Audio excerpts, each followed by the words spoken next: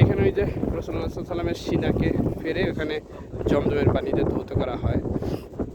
এটা হচ্ছে এই পাহাড়েই ওই যে মানুষরা নামাজ পড়তেছে ওইখানে হালিমা রাদিয়াল্লাহু তাআলা আনহার ঘর ছিল, ওইখানে রাসূল বড় হয়েছে এবং এই পাহাড়ে ছোটবেলা থেকেই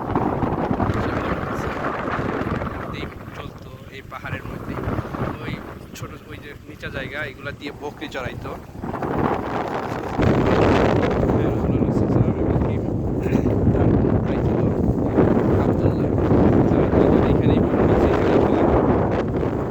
এইখানেই বকরি চড়াইতো ছোটবেলা থেকে।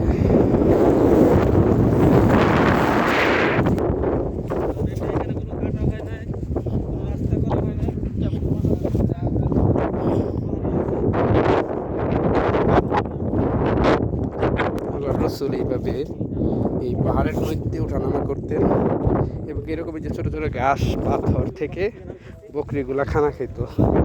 একদম সেই পাথরের পাহাড়ের সেই রাস্তাগুলাই আছে এখনো, কোনো পরিবর্তন করা হয় না।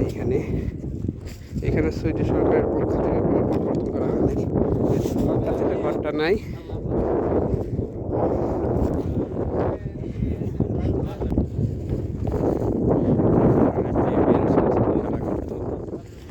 পাহাড়ের মধ্যে থেকে কাঁটাযুক্ত গাছ, এগুলো কাটা, এগুলো বকরি খায় এবং বকরি দুইজনে।